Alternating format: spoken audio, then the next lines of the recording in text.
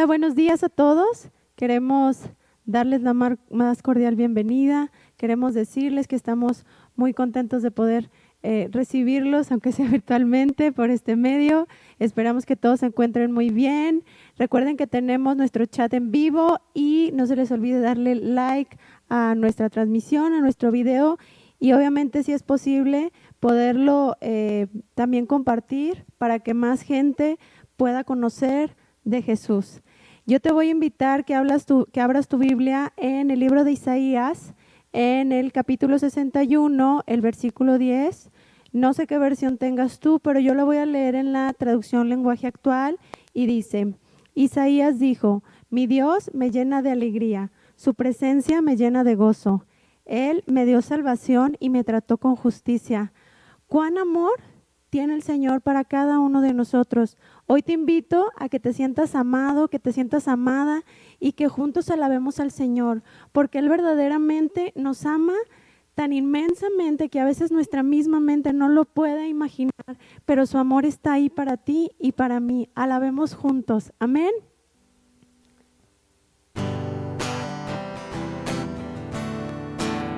Te alabamos, Señor. Eres fiel. Alábale con nosotros.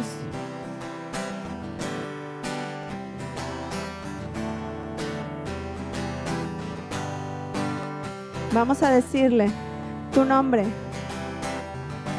Tu nombre levantaré.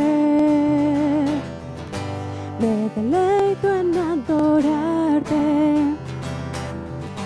Te agradezco que en mi vida estés,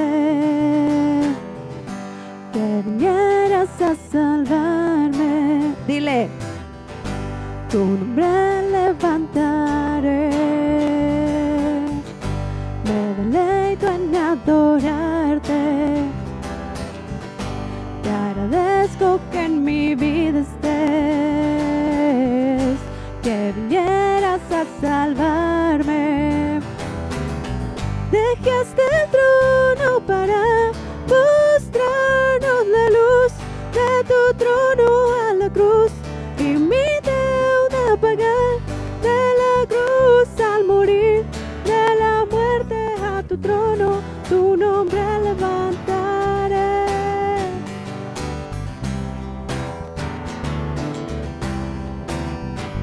Tu nombre levantaré. Me deleito en adorarte. Díselo al Señor. Te agradezco que en mi vida estés, que vinieras a salvarme. Dejaste el trono para mostrarnos la luz de tu trono a la cruz y mi deuda pagar de la cruz al morir, de la muerte a tu trono, tu nombre levantaré.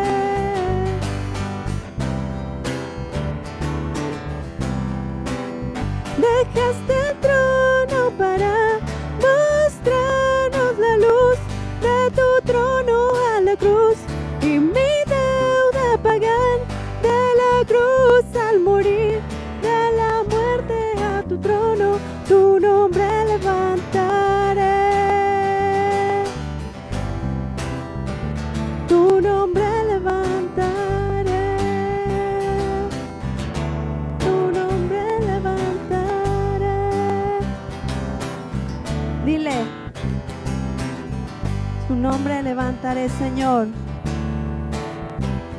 Aleluya.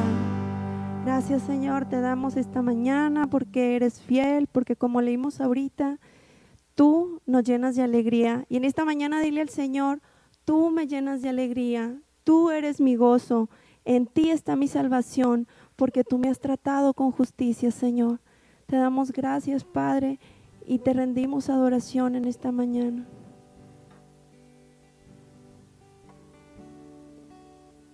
Gracias porque eres un Dios justo, un Dios bueno, como siempre decimos, Señor, cada día un Dios fiel.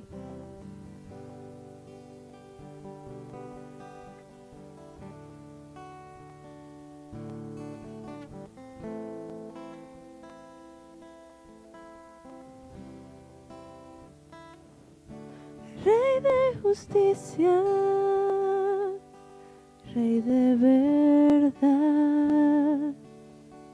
Rey de salvación, Rey de salvación, Rey de justicia, Rey de verdad, Rey de salvación, Rey de salvación. Yo quiero subir al monte de Sión, contigo habitar por la eternidad. Y abriste el camino que lleva hacia el Padre, entregaste tu vida, derramaste tu sangre, Rey de justicia, Rey de verdad, Rey de salvación, Rey de salvación, Rey de justicia, Rey de verdad, Rey de salvación, Rey de salvación. Marcaste la historia con tu salvación, quitando el pecado que nos separó, y abriste el camino que lleva hacia el Padre, entregaste tu vida, derramaste tu sangre, Rey de justicia, Rey de verdad, Rey de salvación, Rey de salvación, Rey de justicia, Rey de verdad, Rey de salvación, Rey de salvación. Establece tu reino en nuestras vidas.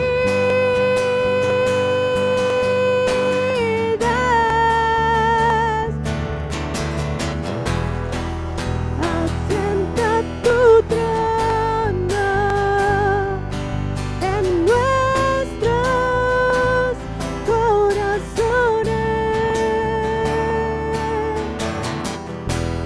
Establece tu reino en nuestras vidas.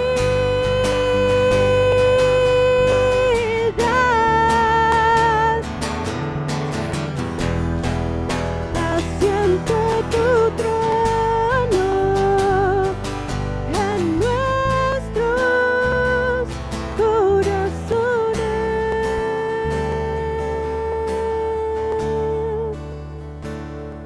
Y abriste el camino que lleva hacia el Padre, entregaste tu vida, derramaste tu sangre, y abriste el camino que lleva hacia el Padre, entregaste tu vida, derramaste tu sangre, y abriste el camino que lleva hacia el Padre, entregaste tu vida, derramaste tu sangre, Rey de justicia, Rey de verdad,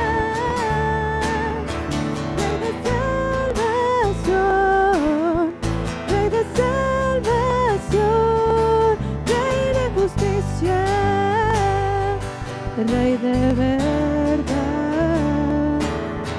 Rey de salvación, Rey de salvación,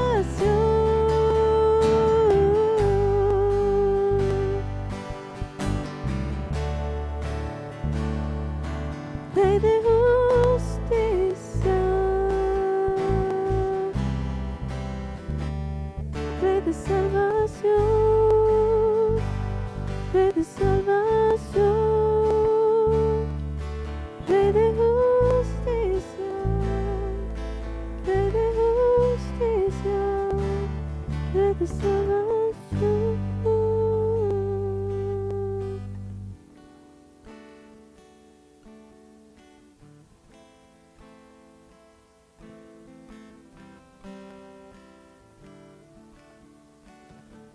Eres nuestro Rey, Señor. Invocamos tu nombre. Eres exaltado, Señor. Te bendecimos.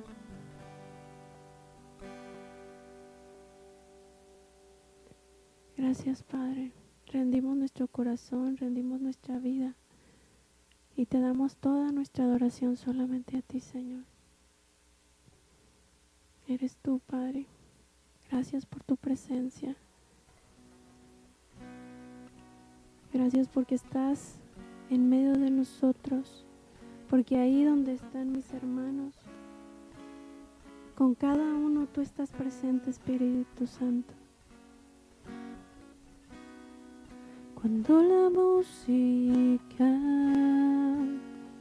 deja de sonar, estoy ante ti, queriéndote ofrecer algo de valor que te bendiga a ti. Te doy más que una canción, pues solo una canción no es lo que esperas de mí. Tú buscas en mi interior, no te puedo engañar. Tú miras mi corazón. Estoy volviendo al corazón en la adoración, pues se trata de ti, solo de ti, Cristo. Perdóname por haberme desviado, y se trata de ti, solo de ti, Cristo. Soberano Rey, no sé cómo expresar lo que mereces tú.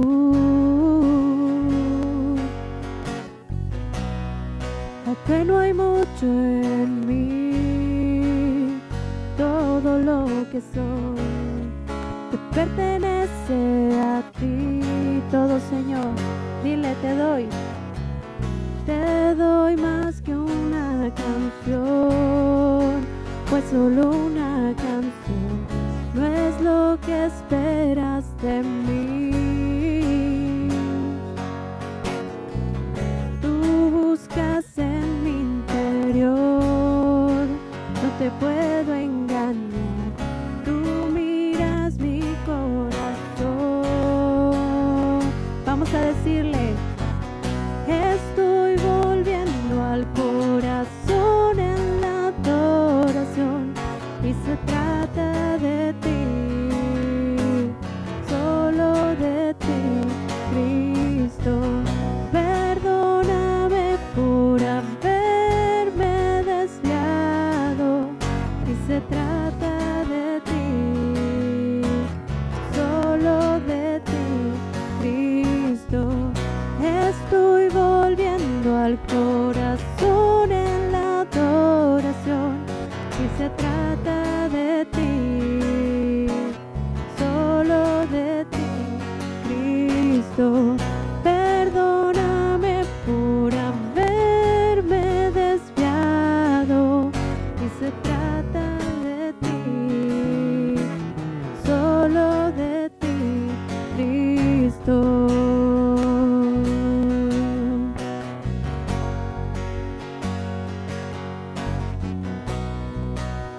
Se trata de ti, solo de ti.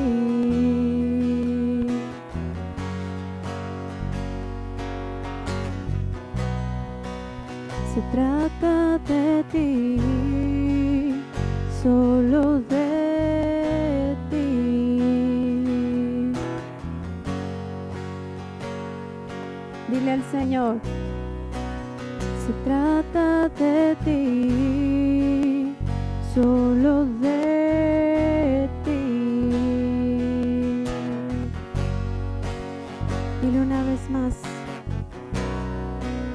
se trata de ti, solo de ti.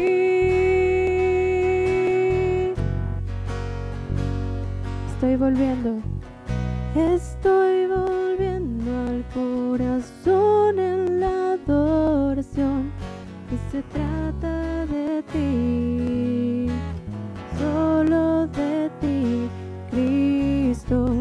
Perdóname por haberme desviado, que se trata de ti, solo de ti, Cristo.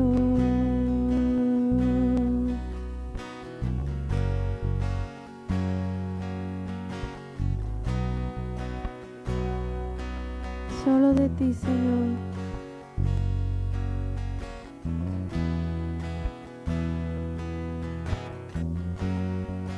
Te amamos y te bendecimos, te proclamamos, Señor. Te entregamos, Señor, esta mañana, este día, esta semana, solo a ti. Dile al Señor, se trata solo de ti, solo de lo que tú harás en esta semana que inicia, porque mi vida es tuya. Todo lo que soy te pertenece, Señor. Y recordemos que Él es nuestro gozo, Él es nuestra justicia, Él nos llena. No hay nadie que nos ame como nos ama nuestro Padre. Amén.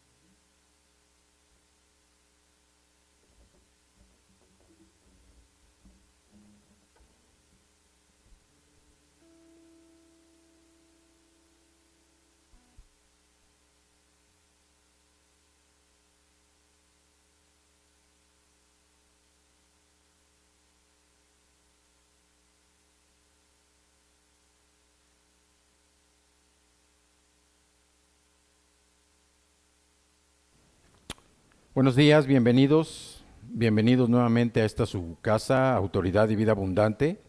Estamos transmitiendo desde Zapopan, aquí en el estado de Jalisco, y nos da mucho gusto recibirlos, mucho gusto también estar en contacto con ustedes en este domingo, 1 de agosto del año 2021, y sobre todo que podemos dar testimonio de lo que el Señor está haciendo en la vida de sus hijos.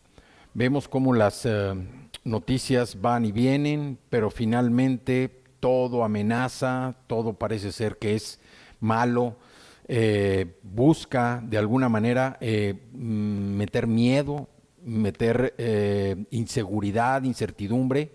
Sin embargo, nosotros que servimos a un Dios, al único Dios vivo y verdadero, que servimos al Dios poderoso, al Dios soberano del universo, estamos seguros y tranquilos. ¿Por qué? Porque estamos bajo su poder, estamos bajo su cuidado. El Señor es misericordioso con nosotros y nos tiene precisamente bajo su protección.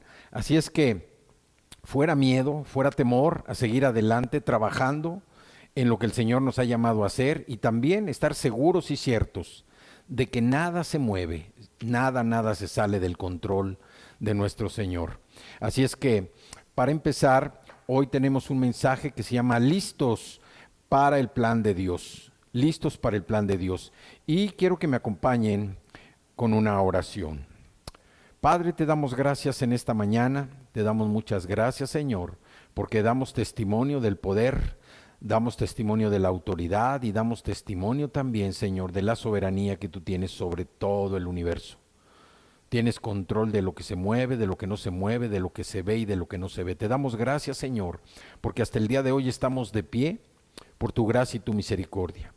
Y gracias, Padre, porque tú nos estás preparando precisamente para el plan, el propósito que tienes para la vida de cada uno de tus hijos. Te damos gracias y nos sentimos confiados, Señor, de conocerte cada vez más. Gracias por la oportunidad y el privilegio que nos das de escudriñar la Escritura, de estudiar tu palabra, lo que nos lleva a conocerte más y también, Señor, aprender más de los rasgos de carácter de Jesucristo nuestro Señor, para ponerlos por obra en nuestra vida y cada día ser más semejantes a la imagen de tu Hijo amado.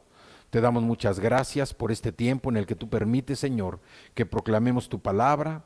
Te damos gracias también porque podemos proclamarla con libertad, también con la seguridad de que, como dice la Escritura, a donde viaja la semilla de tu palabra nunca regresa vacía.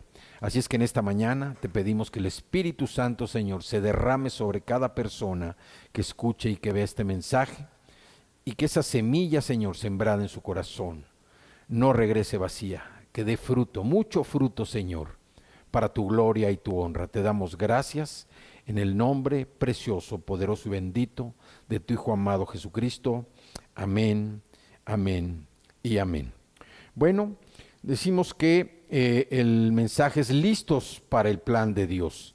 Y todos sabemos que pues para desarrollar o llevar a cabo un plan se necesita una organización, se necesita estructurar algo que verdaderamente nos lleve a cumplir con ese plan, con ese propósito durante un tiempo determinado.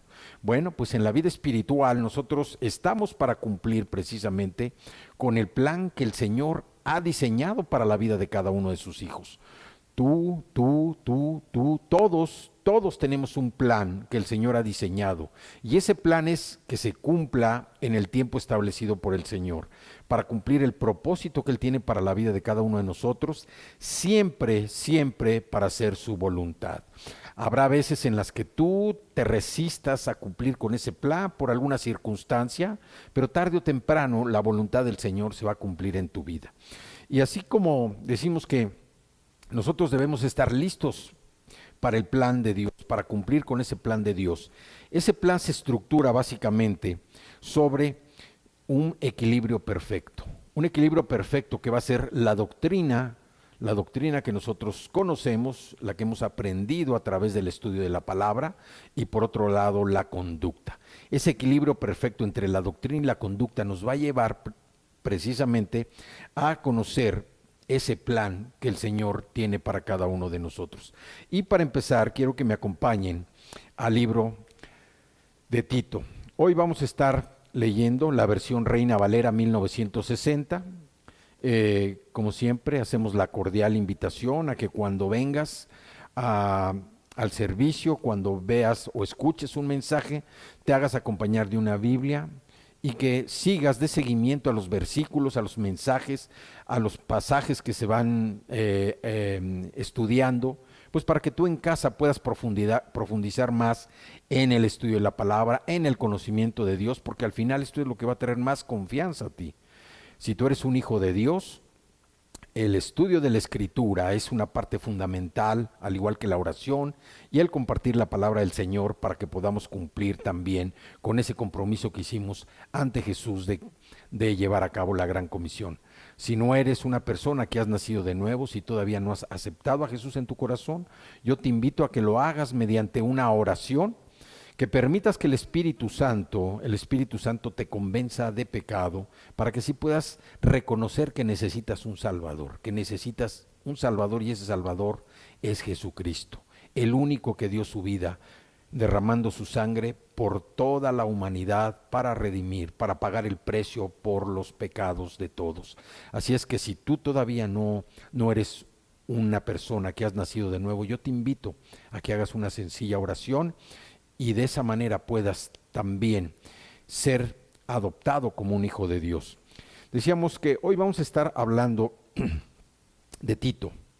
Tito fue un discípulo del apóstol Pablo. El nombre de Tito significa honorable o yo honro. Y la verdad que este discípulo de Pablo pudo cumplir perfectamente con el significado de su nombre. Honorable, fue una persona honorable en toda la extensión de la palabra. ¿Por qué? Porque aunque él nació de padres gentiles, cuando conoció a Pablo se convirtió del paganismo. Y esto pues lo llevó precisamente a estar adentrándose tanto en las Escrituras a través de la enseñanza del apóstol Pablo, como él en lo personal, ese interés que tuvo, que terminó escribiendo uno de los libros más hermosos que hay en la Escritura. Y también un libro muy pequeño, pero que nos da instrucciones precisamente sobre el comportamiento de los miembros de la iglesia, el comportamiento de los ministros de la iglesia, también lo que se debe hacer con los enemigos de la iglesia, la influencia de la iglesia, también las reglas que deben manejarse dentro de la iglesia y también las obras de los miembros de la iglesia. Así es que hoy nos vamos a estar refiriendo precisamente a las obras de los miembros de la iglesia. Y por eso nosotros decimos que el mensaje de hoy es listos para cumplir, para llevar a cabo el plan de Dios, el plan del Señor. Así es que vamos a iniciar leyendo nuestra escritura en el segundo capítulo del libro de Tito. Es un libro muy corto, son apenas tres capítulos con pocos versículos. El capítulo 1 tiene 16 versículos, el 2 tiene 15 versículos y el 3 tiene 15 versículos también.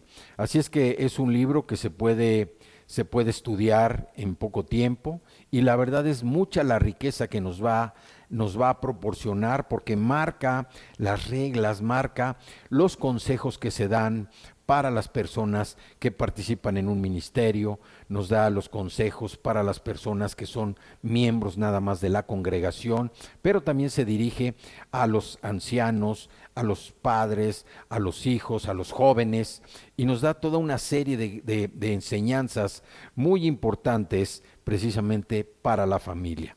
Así es que vamos a iniciar con el libro de Tito. Nos vamos al capítulo 2 y vamos a leer los versículos del 11 al 14. Esta es una parte muy importante, es una parte doctrinal, y dice el versículo 11, el capítulo 2, dice: porque la gracia de Dios se ha manifestado para salvación a todos los hombres, enseñándonos que renunciando a la impiedad y a los deseos mundanos, vivamos en este siglo sobria, justa y piadosamente, aguardando la esperanza bienaventurada y la manifestación gloriosa de nuestro gran Dios y Salvador Jesucristo. Y el 14 dice, quien se dio a sí mismo por nosotros para redimirnos de toda iniquidad y purificar para sí un pueblo propio, celoso de buenas obras. Aquí estamos hablando de un pacto que también hace el Señor, precisamente, porque estos versículos son notables por ese perfecto equilibrio que hay, decíamos, entre la doctrina y la conducta.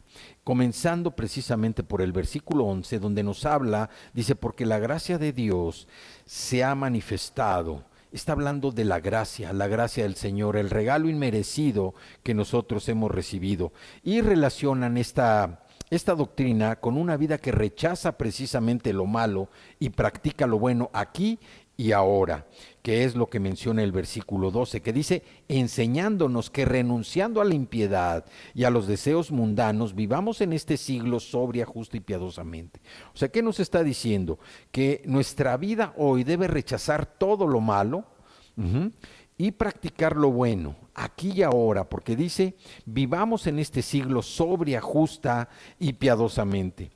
Dice que ve en el regreso de Cristo el incentivo precisamente para una conducta de amor, una conducta verdaderamente íntegra, una conducta que honre al Señor, como dice el versículo 13, aguardando la esperanza bienaventurada y la manifestación gloriosa de nuestro gran Dios y Salvador Jesucristo, aguardando la esperanza bienaventurada, el regreso de Cristo, el incentivo que nos lleva precisamente a tener una conducta verdaderamente que honre al Señor.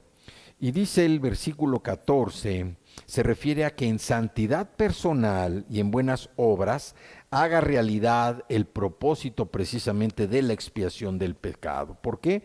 Porque dice que Jesucristo se dio a sí mismo por nosotros para redimirnos, o sea, para pagar el pecado, la deuda que teníamos cada uno de nosotros, dice, de toda iniquidad y purificar para sí un pueblo propio, celoso de buenas obras. ¿A qué se refiere esto? Esto se refiere a que nosotros debemos entregarnos y estar trabajando en el proceso de una santificación, de una santidad personal en buenas obras, para hacer realidad el propósito precisamente de esa expiación. Y este pasaje es uno de los pasajes donde se recapitula más concisamente en el Nuevo Testamento la relación que hay entre la verdad del Evangelio y la vida. Vamos a Efesios capítulo 2, versículos 8 y 10, que es un pasaje muy conocido de todos nosotros, donde dice que por gracia nosotros ya somos salvos por medio de la fe. Y esto dice que no es una obra de nosotros, no es algo que nosotros hayamos logrado, no es algo que nosotros hayamos propiciado, sino que es un don de Dios. No por las obras, dice, para que nadie se jacte, para que nadie presuma que por sus obras ha sido salvo. Dice, porque somos hechura suya, creados en Cristo Jesús para buenas obras, las cuales Dios preparó de antemano para que anduviésemos en ellas. Y aquí es muy claro lo que nos dice este versículo 10. Nadie te entiende mejor que Dios. Nadie absolutamente. ¿Por qué? Porque Él conoce más profundamente de lo que tú puedes conocerte a sí mismo. De hecho, el Señor sabe precisamente que tú fuiste creado para ser, y supo de antemano todas las cosas grandes que tú puedes llevar a cabo, precisamente, que el Señor lleva a cabo por medio de cada uno de nosotros. Esto se refiere también cuando nosotros nos llegamos a rendir a Él, le entregamos nuestro corazón. Dios te ha diseñado para un propósito específico, te ha diseñado también para que ese propósito tú lo cumplas plenamente a su satisfacción, no a tu satisfacción, pero tú no lo puedes llevar a cabo, no lo puedes encontrar ni alcanzar por tu cuenta. Solamente si tú permaneces precisamente en el Señor, si tú permaneces en Cristo, es como puedes, a través de tu vida, que el Señor pueda fructificar lo que está sembrando en ti. Así es que aquí nos habla precisamente precisamente de esa relación que hay entre la verdad del Evangelio y la vida. Y también nos habla, vamos a Tito capítulo 3, Tito capítulo 3, y vamos al los versículos del 4 al 7, donde nos habla de la justificación. Dice, pero cuando se manifestó la bondad de Dios nuestro Salvador y su amor para con los hombres, nos salvó no por obras de justicia que nosotros hubiéramos hecho, sino por su misericordia, por el lavamiento de la regeneración y por la renovación en el Espíritu Santo, el cual derramó sobre nosotros abundantemente por Jesucristo nuestro Salvador, para que justificados por su gracia viniésemos a ser herederos conforme a la esperanza de esa vida eterna. El pacto que el Señor hizo con nosotros, un pacto de redención, ese pacto que habla de que somos herederos conforme a la esperanza de la vida eterna, como también se menciona en el capítulo 1 de Tito, en el versículo 2, dice, en la esperanza de la vida eterna, la cual Dios que no miente prometió desde antes del principio de los siglos. Veamos qué importante es todo esto, pero aquí nos está hablando de un tema importante. Nos está hablando precisamente de esa santidad personal que nosotros debemos cumplir para llevar a cabo las buenas obras. ¿Y qué es la santidad? ¿Qué es la santificación?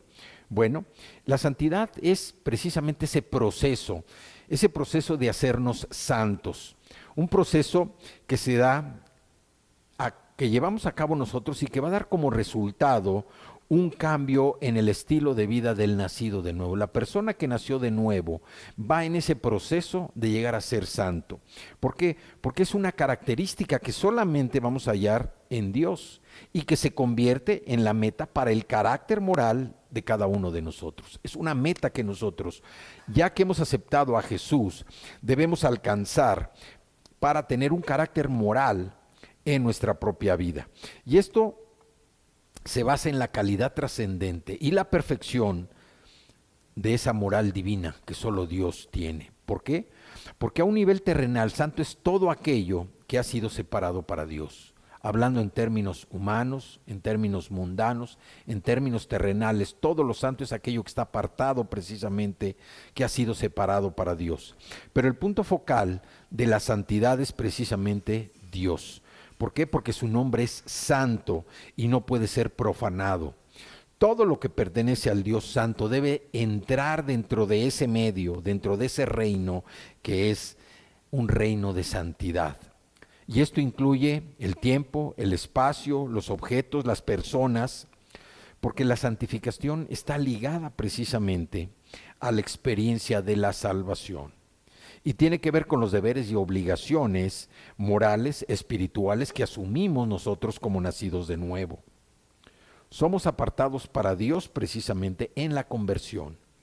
Y vivimos esa dedicación a Dios en santidad. Ahora, la crucifixión de Cristo hace posible que el pecador vaya de lo profano precisamente a lo santo.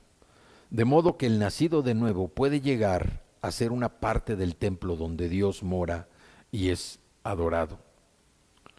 La obra del Espíritu Santo en la conversión es precisamente la santificación.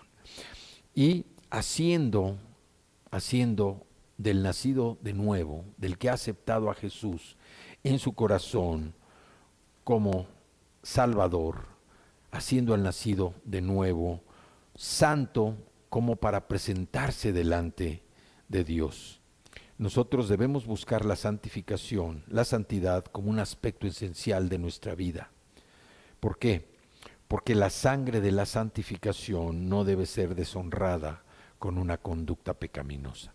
Entonces, el proceso de santidad se da precisamente cuando nosotros entendemos que Dios es santo y todo lo que tiene que ver con ese reino, con el reino de Dios que es santo, todo tiene que ser apartado para el Señor. No podemos nosotros dirigirnos, presentarnos delante de Él sin ser santos. Por eso desde el momento en que aceptamos a Jesús como el Salvador personal de nuestra vida, dice que el Señor nos ha santificado, nos hemos vuelto justos ante sus ojos, a pesar de que sigamos pecando, a pesar de que sigamos equivocándonos y a pesar de la vida que habíamos llevado. ¿Por qué? Porque precisamente, como dice Efesios, somos hechura de Jesucristo, una hechura nueva. La hechura que teníamos, la naturaleza anterior de nosotros, ha sido desechada, ha sido destruida, y hoy en esa nueva naturaleza nosotros estamos caminando, estamos viviendo espiritualmente, hemos resurgido, hemos nacido a esa nueva vida espiritual por el poder y la autoridad de Cristo Jesús en nuestro corazón. Es necesario, por eso insistimos tanto en que si tú aún no has nacido de nuevo, aún no has aceptado a Jesús en tu corazón como tu Salvador personal, procedas a hacerlo de manera inmediata para que puedas disfrutar de todos estos beneficios y entiendas este proceso de santidad. El proceso de santidad, como decimos, es todo lo santo tiene que ser apartado para el Señor, pero no significa que tú tengas que vivir una vida aislado, que te vayas al monte, que estés apartado como ermitaño viviendo una vida para ser santo. No, nosotros debemos buscar la santificación precisamente como un aspecto esencial de la vida del nacido de nuevo. ¿Por qué?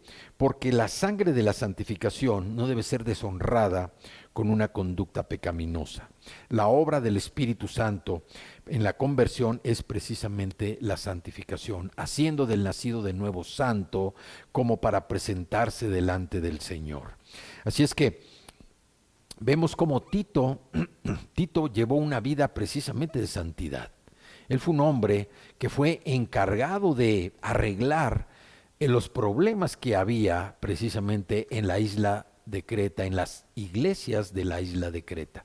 Una iglesia, una sociedad con una moral muy baja, una moral perdida, y sin embargo Pablo le encomienda este trabajo de ser un pastor y de arreglar todo lo que estaba desorganizado, desordenado en la iglesia de Creta.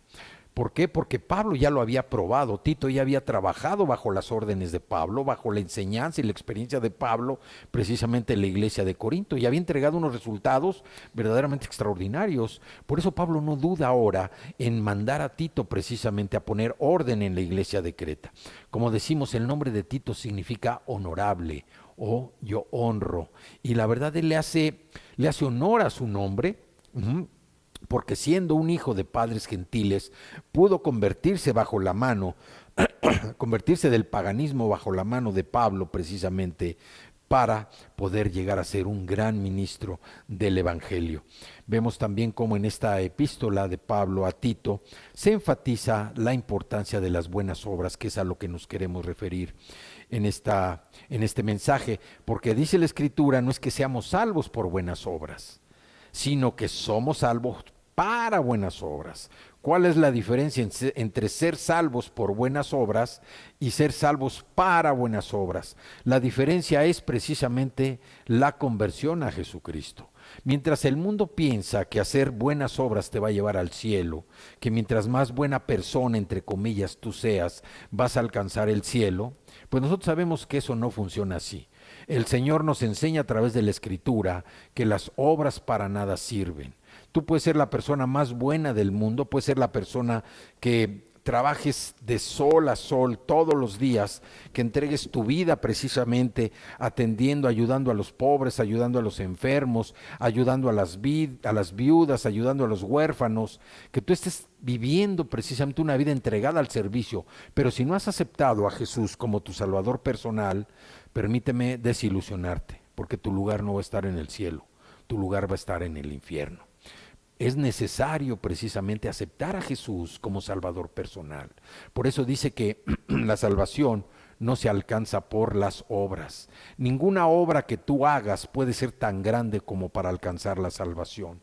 La salvación únicamente la da Jesucristo. Cuando tú le entregas tu vida, cuando reconoces que eres un pecador, reconoces que necesitas un Salvador, que te arrepientes de tus pecados y que aceptas el perdón que Jesús te da. Y aparte de ese perdón, cuando lo aceptas como tu Salvador personal, tu nombre queda escrito en el libro de la vida del Cordero en el cielo. Es cuando Dios te adopta ya como un hijo de Él, cuando tu vida verdaderamente empieza a cambiar. Por eso decíamos que el equilibrio que hay entre la doctrina debe reflejarse con la conducta, porque solamente de esta manera uno puede precisamente reflejar el carácter de Cristo. Y es cuando nosotros podemos servir como ministros precisamente, como verdaderos representantes, embajadores de Jesucristo. Vamos al capítulo 1. Bueno, decíamos aquí que en este Tito 3, 4 y 7, dice que somos justificados por gracia y a la esperanza precisamente de la vida eterna. ¿Sí? El 7 dice, para que justificados por su gracia viniésemos a ser herederos conforme a la esperanza de la vida eterna, la esperanza que todos nosotros tenemos de la segunda venida de Cristo. Nosotros no estamos esperando las tribulaciones, no estamos esperando todo lo que se viene en ahora que nos ilustra el libro de Apocalipsis. Nosotros estamos esperando la segunda venida de Cristo para reinar con Él, para estar con Él precisamente en su reino. No estamos esperando todo lo que se viene, sino esperamos la segunda. Por eso dice aquí en el versículo 7, ser herederos conforme a la esperanza de la vida eterna, el pacto que el Señor ha hecho con nosotros. Decíamos que no es que seamos salvos por buenas obras, sino que somos salvos para buenas obras. Y como dice la Escritura, para esas obras que el Señor de antemano ya ha presentado y que nosotros vamos a ser esos instrumentos para llevarlas a cabo. Vamos al capítulo 1 de Tito nuevamente y vamos a leer los versículos del 12 al 14 para que veamos un poquito cómo es, o cómo era, perdón, digo cómo es porque van a ver la relación que hay entre la sociedad de la isla de Creta en esa época y la sociedad que nosotros vivimos el día de hoy. Aquí vemos una descripción que hace precisamente el filósofo Epiménides sobre la sociedad cretense. Dice el versículo 12, uno de ellos, su propio profeta, dijo, los cretenses siempre mentirosos, malas bestias, glotones ociosos. Cualquier parecido con la sociedad actual no es coincidencia.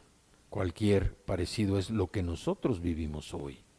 Un mundo lleno de mentiras, un mundo que busca atraparnos, que busca atraernos para convertirnos en personas adictas a lo que el príncipe de la oscuridad, el príncipe de este mundo que es Satanás, quiere hacer en nuestra vida para alejarnos de Dios.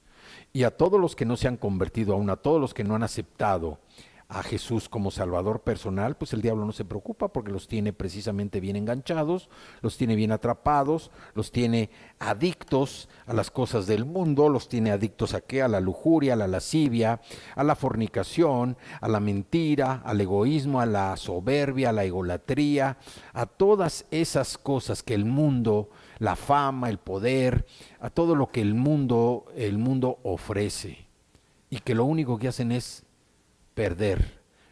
evitar que la gente tenga un momento de luz, un momento de lucidez para aceptar a Jesús como Salvador personal.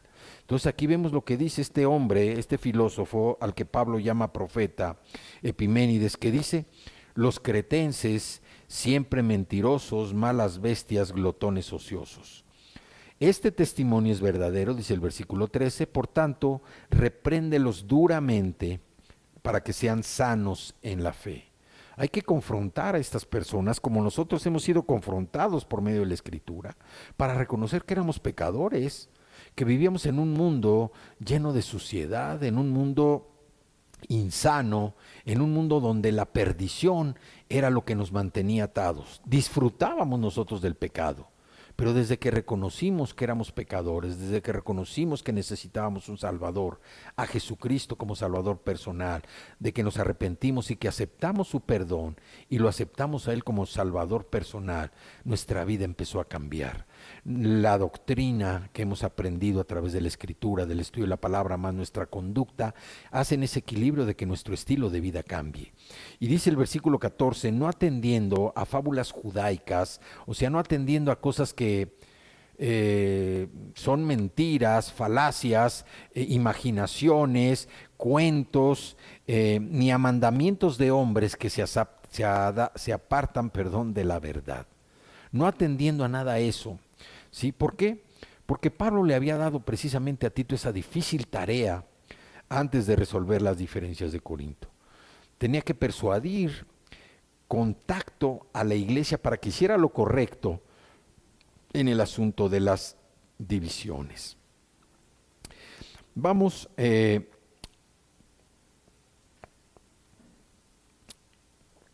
a lo que nos dice la Escritura en el capítulo 2 de Tito y los versículos del 11 al 13. Decimos que aquí también, en esta escritura, Tito también describe el tipo de ministros que deberá tener la iglesia.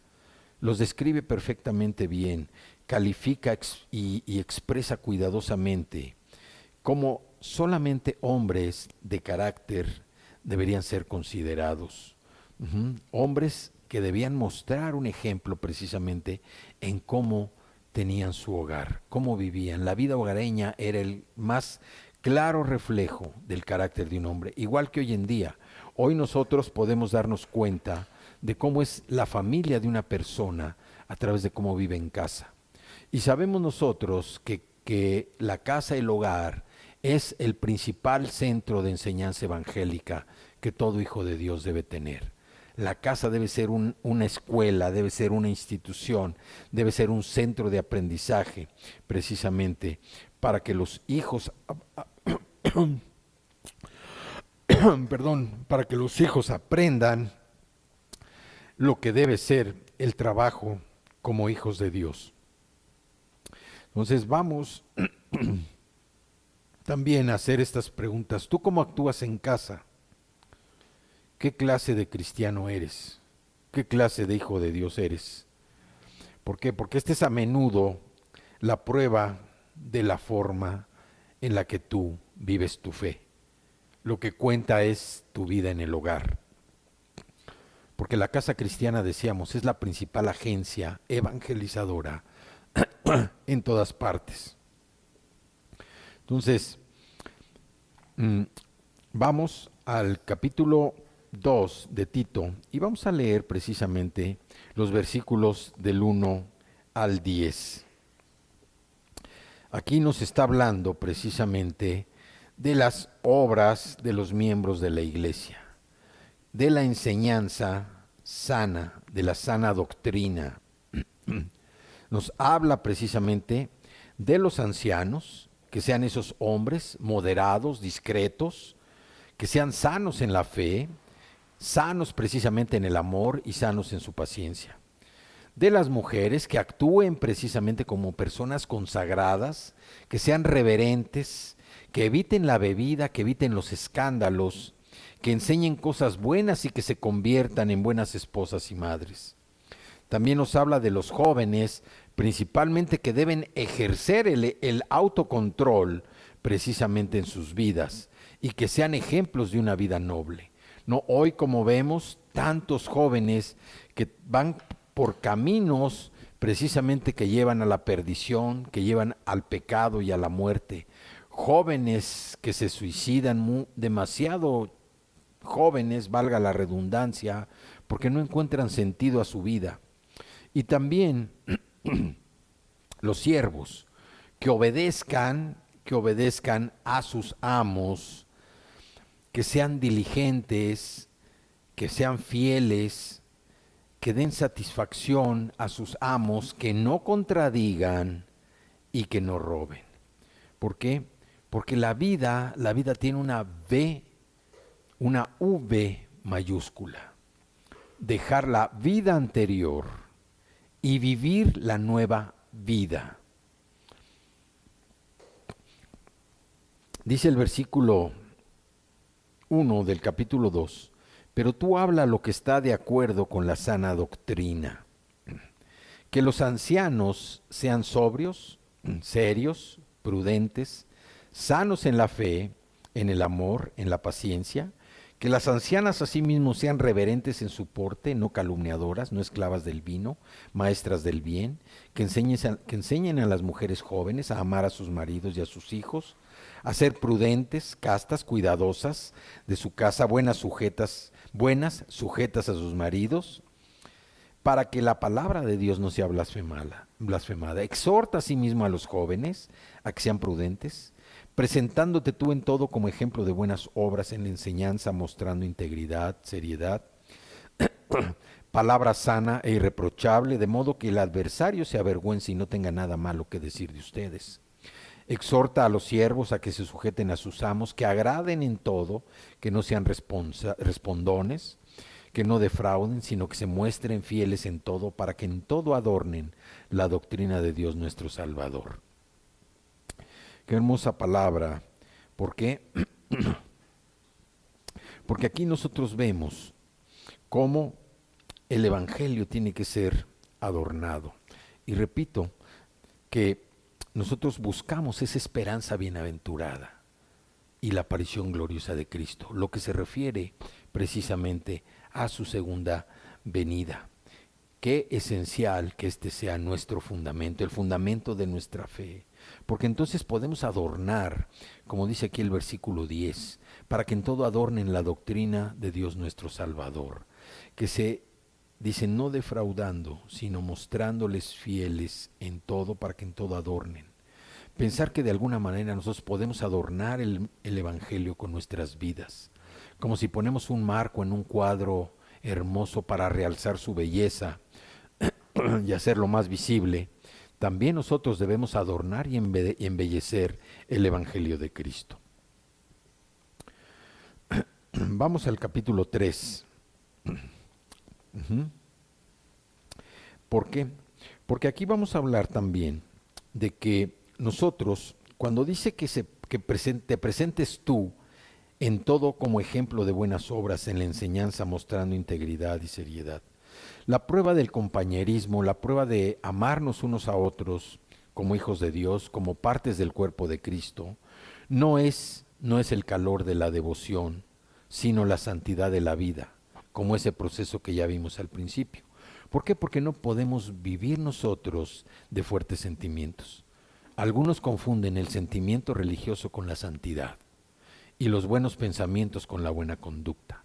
O sea, que nosotros hoy en día vemos que hay un uso y un abuso en la emoción religiosa. Muchas personas creen que por lo que hacen y que todo mundo los ve, están siendo verdaderamente santos. Pero ya indicamos que el proceso de santidad es entender que si Dios es santo, todo lo que tiene que ver con la santidad del reino nosotros lo debemos hacer. Nosotros debemos ser fieles en nuestras actitudes, en nuestras obligaciones de la vida, de tal manera que los críticos de nuestra fe sean silenciados. Y lograr que las personas que no conocen a Cristo digan, si esto es lo que Cristo puede hacer por ti, debe haber algo en esa fe, debe haber algo en lo que tú estás creyendo. Porque repito, no es que seamos salvos por las buenas obras, sino que somos salvos precisamente para buenas obras. Lo primero es aceptar a Jesús como Salvador personal para ser salvos, y entonces ya estamos listos para buenas obras. En el versículo 5 dice, del capítulo 3, Pablo dice, nos salvó no por obras de justicia que nosotros hubiéramos hecho, sino por su misericordia, por el lavamiento de la regeneración y por la renovación en el Espíritu Santo, el cual derramó en nosotros abundantemente por Jesucristo nuestro Salvador, para que justificados por su gracia viniésemos a ser herederos conforme a la esperanza de la vida eterna. O sea, hemos sido salvos a tal precio, un precio tan alto como fue la sangre de Jesucristo derramada en la cruz, una sangre derramada que sirvió para redimir, para pagar la deuda que cada uno de nosotros teníamos por el pecado, porque ya dice la Escritura que la paga del pecado es la muerte. Si tú no te has convertido, no has aceptado a Jesús como tu Salvador personal, eres un pecador, y la paga de tu pecado para poder ser liberado es la muerte. Entonces, estamos hablando de las buenas obras y decimos Dios a través de su Hijo Jesucristo, nuestro Salvador, no nos salvó como resultado de nuestras buenas obras, porque todos tenemos algo de buenas gentes. Pero esto no es lo que nos va a salvar, sino mediante su bondad. Y como dice la Escritura, por su misericordia hemos sido salvos y hemos sido justificados por su gracia, porque Él nos limpió, Cristo nos limpió por su sangre y nos dio una vida nueva por su Espíritu Santo. Pero nosotros ahora debemos mostrar buenas obras. Debemos ser modelo de buenas obras, como dice Tito 2.7, debemos ser celosos de buenas obras, Tito 2.14, listos para toda buena obra, para seguir el plan de Dios, Tito 3.1, porque hemos sido justificados por gracia, y cuidadosos de mantener buenas obras también, Tito 3.8, y mantener buenas obras para los usos necesarios, Tito 3.14. Así es que Pablo también nos invita, nos exhorta a los ciudadanos del reino celestial. Nosotros somos ciudadanos ahora del reino, ya no somos ciudadanos de este mundo. ¿Por qué? Porque ahora somos extranjeros y peregrinos, y nos invita a ser buenos ciudadanos del país bajo cuya bandera hoy vivimos. ¿Por qué? Porque nosotros hemos sido justificados por gracia y debemos ser sumisos precisamente a nuestros superiores. También Pablo nos dice que no digamos nada de una persona si no podemos decir algo bueno. Y esta es una advertencia maravillosa que todos debemos seguir. No abrir la boca si no vamos a hablar algo que edifique. Pablo lo dijo hace mucho tiempo, no hables mal de ninguna persona. También nos dice que no seamos pendencieros, no seamos peleoneros, que mostremos un espíritu amable en nuestro trato con los demás. Que recordemos que nosotros mismos también fuimos a veces personas necias, personas ingratas, que sí teníamos todas las fallas que odiamos en los demás, y que es bueno recordar también que las cosas que criticamos en los demás son muy propensas a ser nuestras propias debilidades. Que tengamos cuidado con lo que hablamos y que no abramos la boca si no vamos a decir algo que edifique. Nos gusta llamar la atención sobre estas fallas en los demás para nosotros quitarnos los ojos de encima, para desviar la atención que hay sobre nosotros. Y aquí lo mejor que podemos hacer es que tú trates esta prueba, trata de hacer esta prueba en ti mismo. También nos dice que evitemos controversias y discusiones tontas, absurdas, siempre son inútiles, carentes de importancia y frívolas. ¿Por qué? Porque a menudo una discusión solo fortalece a una persona en lo que se creía antes. Y que hagamos todo lo que se pueda para corregir a alguien. Pero si la persona persiste en causar divisiones entre nosotros después de haber sido advertido una o dos veces, que no le digamos nada. Y como dice Tito 3, versículos 10 y 11, al hombre que cause divisiones después de una y otra amonestación, deséchalo, termínalo, échalo fuera, no le hables más, recházalo, sabiendo que el tal se ha pervertido y peca y está condenado por su propio juicio. ¿Cuántas personas no hemos conocido que parece ser que su único objetivo es dividir? Dividir un matrimonio, dividir entre hermanos, dividir una familia, dividir a la iglesia. ¿Cuántas personas no hemos conocido así? Personas que dividen en el trabajo, a su jefe con sus empleados, personas que dividen a empleados del mismo nivel, personas que dividen a jefes. ¿A cuántas personas no hemos conocido aquí? Así.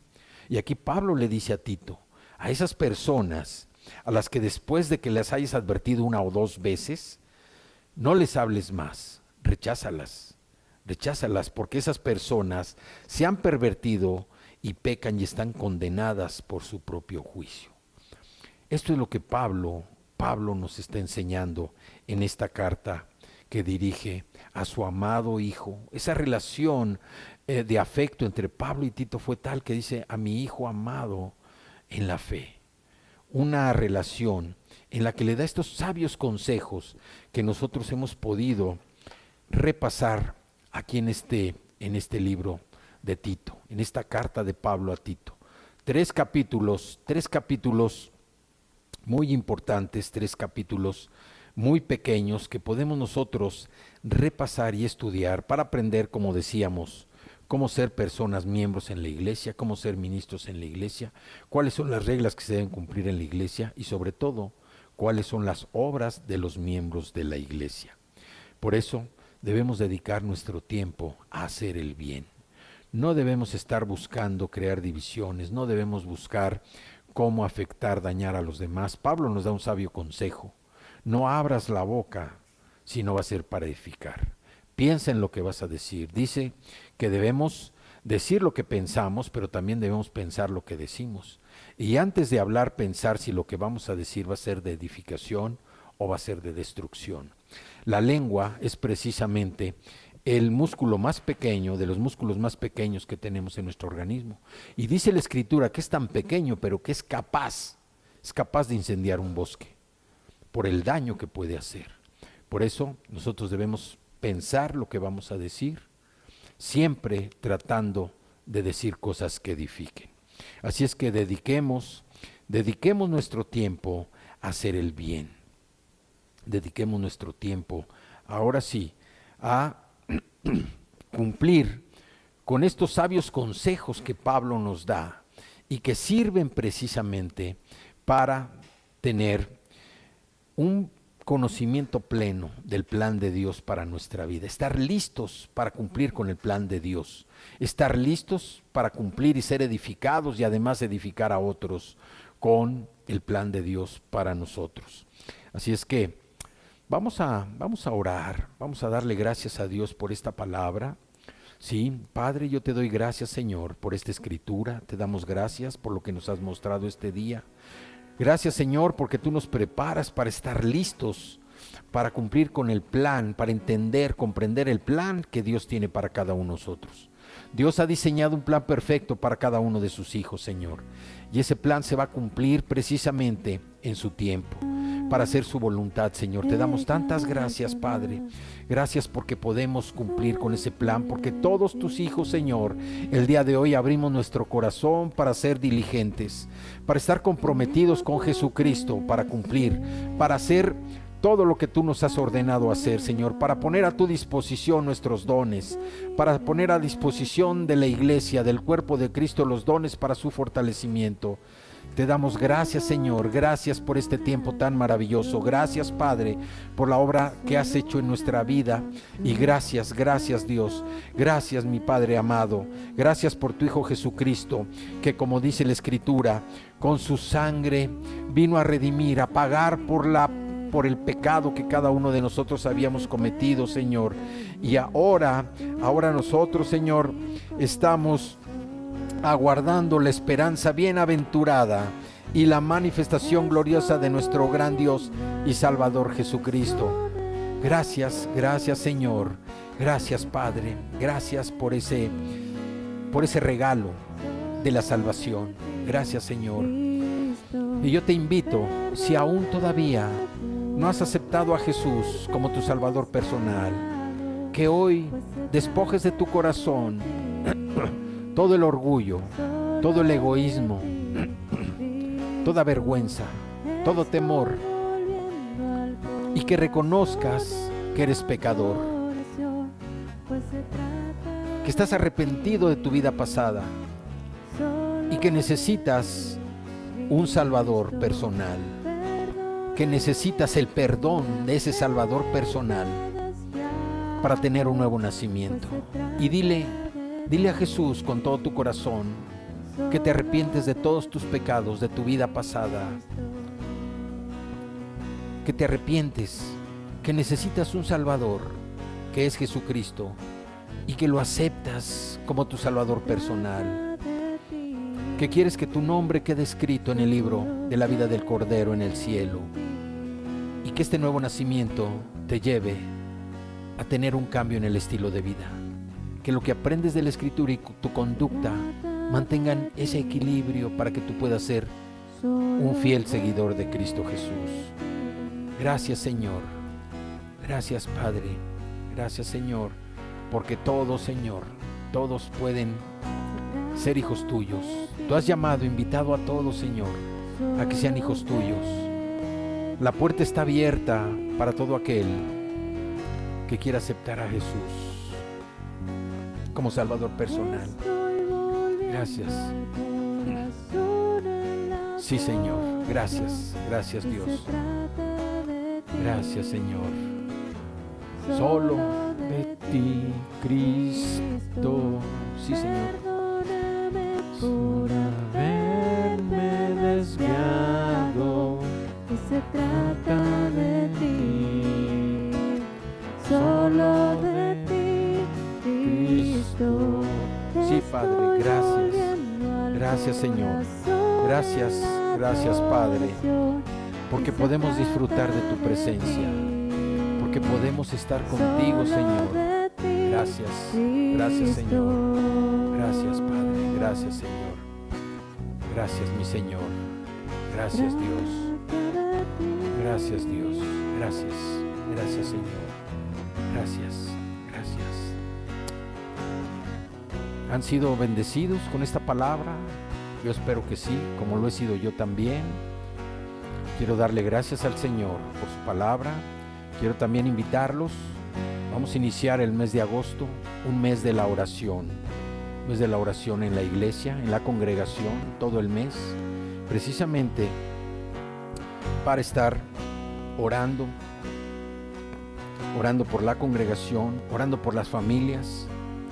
Precisamente para terminar con divisiones, para terminar con todos aquellos espíritus que quieran dividirnos. Y te invito a que precisamente en este mes nos acompañes precisamente en este mes de oración, ¿sí? Para mantener el primer amor por Cristo, para escudriñar las Escrituras diariamente, para no dejar de congregarnos, para ser un instrumento de amor unos con otros, estar atentos a lo que el Señor quiere hacer y seguir orando por nuestra congregación, seguir orando por los pastores, por todos los que sirven en la iglesia, y que oremos unos por otros. Dice el Salmo 42 en el versículo 8: pero de día mandará a Jehová su misericordia, y de noche su cántico estará conmigo, y mi oración al Dios de mi vida. Te invito a que nos acompañes en este mes de oración, en el mes de agosto. Yo los bendigo en el nombre de Jesús. Que Dios los guarde, los cuide, los proteja, como lo ha hecho hasta ahora y lo va a seguir haciendo. Que refleje la luz de su rostro sobre ustedes y que todos sus caminos sean paz, en el nombre de Jesús. Amén, amén y amén.